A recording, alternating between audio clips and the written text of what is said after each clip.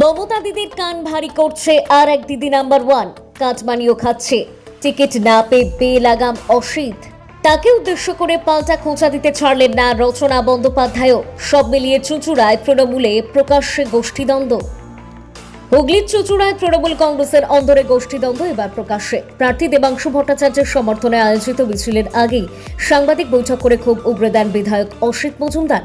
তার অভিযোগ, সাংসদ রচনা বন্দ্যোপাধ্যায় ইচ্ছাকৃতভাবে তাকে মিছিলে আমন্ত্রণ জানাননি এবং এলাকায় গোষ্ঠীবাজি তৈরি করছেন। এদিন সরাসরি রচনা বন্দ্যোপাধ্যায়কে চ্যালেঞ্জ ছুড়ে অসিত মজুমদার বলেন, তিনি যদি দল ছেড়ে নির্দল প্রার্থী হন তবে তিনিও নির্দল হিসেবে লড়ে তাকে পরাজিত করবেন। পাশাপাশি সাংসদ তহবিলের অর্থে বিভিন্ন স্কুলে স্মার্ট ক্লাস তৈরিতে দুর্নীতির অভিযোগও তোলেন তিনি। এই মন্তব্যে চুঁচুড়ার রাজনৈতিক মহলে চাঞ্চল্য ছড়ায়। অন্যদিকে একই দিনে তৃণমূলের মহামিছিল ঘিরে শক্তি প্রদর্শনের ছবিও সামনে আসে। পিপুলপাতির মোড় থেকে শুরু হয়ে ঘড়ির মোড় পর্যন্ত এই মিছিলে অংশ নেন সাংসদ রচনা বন্দ্যোপাধ্যায়, শহর তৃণমূল সভাপতি শ্যামাপ্রসাদ মুখার্জি সহ একাধিক নেতাকর্মী। মিছিল শেষে জনসভায় বক্তব্য রাখতে গিয়ে প্রার্থী দেবাংশু ভট্টাচার্য বলেন, মানুষের বিপুল সমর্থন তাকে আপ্লুত করেছে।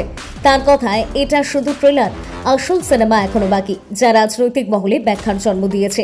তবে সবথেকে বেশি বিতর্ক তৈরি করেছে রচনা বন্দ্যোপাধ্যায়ের মন্তব্য। অসিত মজুমদারকে নিয়ে প্রশ্ন করা হলে তিনি বলেন, অসিত মজুমদার অতীত, ওনাকে নিয়ে ভাবার সময় নেই। পাশাপাশি তিনি জানান, আমরা সামনে নতুন চুঁচুড়া গড়ার দিকেই তাকিয়ে আছি।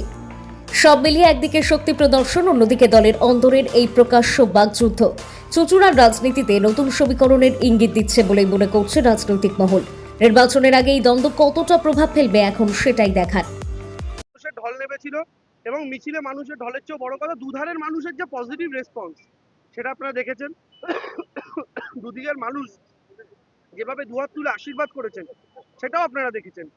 ফলে চুঁচুড়া প্রস্তুত সবুজ আবির ওড়ানোর জন্য, বাংলা প্রস্তুত মমতা বন্দ্যোপাধ্যায়কে চতুর্থবার মুখ্যমন্ত্রী বানানোর জন্য। এবং চুঁচুড়া এই মিছিলটা শুধুমাত্র আমাদের ট্রেলার ছিল, এখনো গোটা সিনেমা বাকি আছে এবং এটা ওয়েব সিরিজ, বহু পার্টে বেরোবে সিনেমা। উনি নিজে বললেন ওনার যত এমপি লাটের কাজ সমস্তই বার্ন স্ট্যান্ডার্ড বেহালা, বার্ন স্ট্যান্ডার্ড বেহালা, এবং কোনো কাজ সরকারি আইন বহির্ভূত হচ্ছে না। আপনারা ডিএমকে প্রশ্ন করুন যে কোন কাগজে অ্যাড দিয়ে কাজ হচ্ছে, সেই কাগজের পেপার কাটিং চান। এবং আমি আপনাদের বলছি যে মমতা ব্যানার্জি তার রক্ত ঘাম ঝরিয়ে তার সারা শরীর সিপিএম ক্ষতবিক্ষত করেছে, এখন বিজেপিও করছে, তার মানসিক যন্ত্রণা সব। এবং ডায়নামিক লিডার আমাদের যুব সমাজের আইকন অভিষেক ব্যানার্জি দলটাকে নিয়ে বিজেপির বিরুদ্ধে যে লড়াই দিচ্ছে, এদের মতো এই নাচাকোদা এরা জীবনে নন্দীগ্রাম আন্দোলন দেখেছে, জীবনে সিঙ্গুর আন্দোলন দেখেছে, জীবনে নেতাই আন্দোলন দেখেছে, জীবনে গড়বেতা আন্দোলন দেখেছে, জীবনে ওই সাইবাড়ির আন্দোলন দেখেছে, সাইবাড়ির খুন দেখেছে।